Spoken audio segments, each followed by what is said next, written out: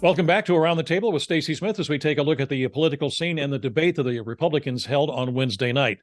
As moderator Brett Baer said, let's talk about the elephant that is not in the room, former President Trump.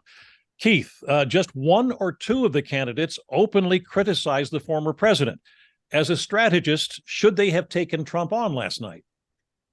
As we've all discussed, Trump has a large lead. In most polls, it's as many as 40 points. So I see no advantage to any of them who are looking to be the alternative to attack somebody that's leading by 40 points. I think you have to allow the course of events to play out. They are all waiting for the former president to self-destruct, and he very well may self-destruct. But there is no real advantage for them to take him down or to take him on, because if they're the person that takes him on, first of all, it helps everybody on stage. Secondly, you might not be forgiven by that part of the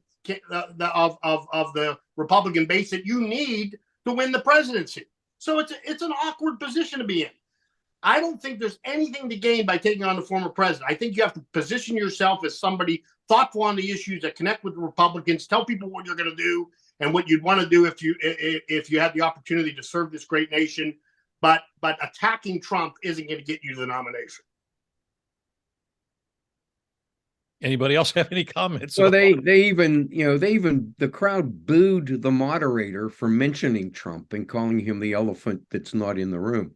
So that just tells you where Republican primary voters are now. It'll be curious to see what happens in about 24 hours. There's been some polling on this fourth indictment.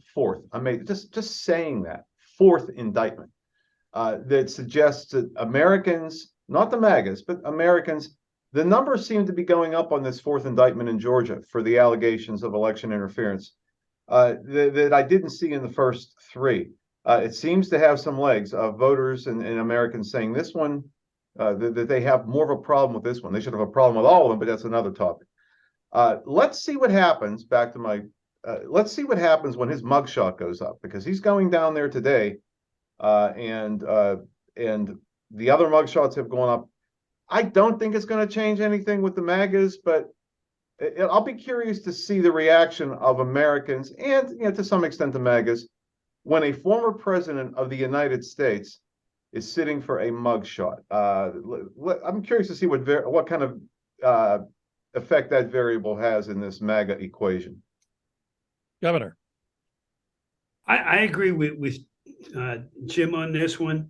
But I'm troubled, very troubled, by the fact that so many of the registered Republicans, I'm not going to call them Republicans, but registered Republicans, now are still supporting this former president at the level that they are supporting him, in light of all the information that is out there. Take my background into consideration as a former prosecutor.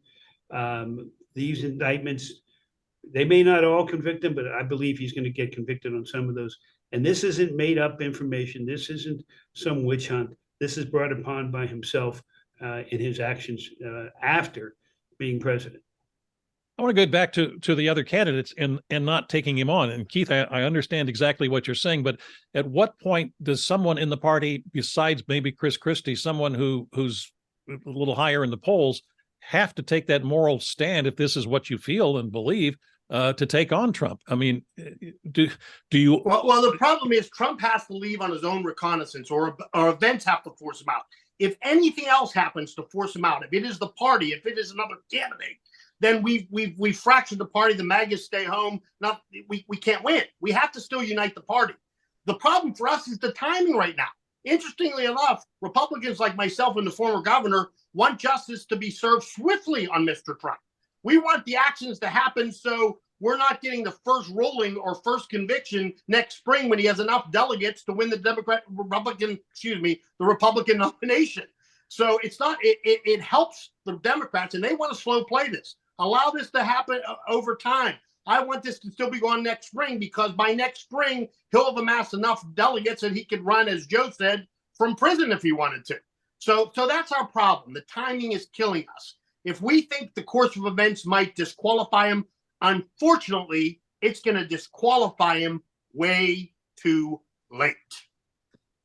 You know, you have to think back to the Watergate days. Republican congressional leaders tossed Richard Nixon aside out of some sense that that was good not only for the party but for the nation. They showed true leadership. They went to visit him and said, "You just don't have it. You got to go." We're not seeing anything even akin to that. We have a bunch of cowards now, and I won't just say that that's on the Republican side either, but we have a bunch of cowardice in the halls of leadership, and we're not seeing the kinds of moral stances that we once saw. But I would add, Joe, that the times are very, very different, and a lot of that has to do with the communication of messages in social media as compared to what happened back in, what was that, 73, 74? I think I'm not defending the leaders in the Congress, and particularly I think they need to step up, but the ability of everybody to rally around somebody against them has them afraid of doing that. It always leads me back, and I keep harping on this, we need term limits in the United States Congress. We do it for the executive, we need it for the Congress, because many of these leaders are trying to maintain their leadership when it's time for them to move on, in my opinion. I find it interesting what you say there about leadership saying something, both Joe and Governor. One of the most disliked leaders in Congress and the Senate is Mitch McConnell. And he made no bones about it, that he doesn't like what Trump did and doesn't think he should be president again. And yet he's despised by the Democrats as well. I mean, so this guy can't win. Well, you know, if being despised is your principal concern, you quite often will not do the right thing. Well, no, Mitch McConnell, good for him, but you know, he really hasn't rallied other leaders within his ranks to go after this guy. You know, for the good of the party and the nation, it would be better for everyone if Trump moved on. But, you know, he's trying to protect himself against future problems. If he gets elected, he thinks that will insulate him. I remember the former speaker. What's the woman's name that was our former speaker? Nancy Pelosi. But Nancy Pelosi. How can I forget? I had a senior moment among and I'm the youngest on this panel. I thought you were being clever. But Nancy Pelosi, I mean, she was despised for 20 years. Mitch McConnell's hated for 20 years. Somehow these people are survivors. Yeah, I mean, right. they were the people that people love to hate, but somehow they kept on getting returned to leadership. They kept on fighting the fight and articulating their message. It's so funny to me how vilified both these individuals were over a protracted period of time. And you'd think if that was true in their caucus, they'd have been gone a long time ago. But they found a way to survive. So there's an answer sometimes you might as well be in the arena, as Mr. Nixon once said. I'd rather be run over than be on the sideline. There's an answer for that. The folks in their caucuses and the electorate at large may not like them, may despise them, but respects them for their ability to step up and call balls and strikes and see it like they see it. Governor Rendell used to tell me all the time, make decisions on not whether or not you want to be liked, but whether or not you think it's the right thing and why you were put there in the first place. And that's what Pelosi has done, and that's what Mr. McConnell has done. And so these folks, much to their chagrin or dismay, because they may not like them personally for not giving them what they want when they wanted it, respect their ability to lead because of that exact reason. That's why they stay in power. Interesting. Yep. I don't disagree. All right. We need to take a break. We'll be back in just a moment.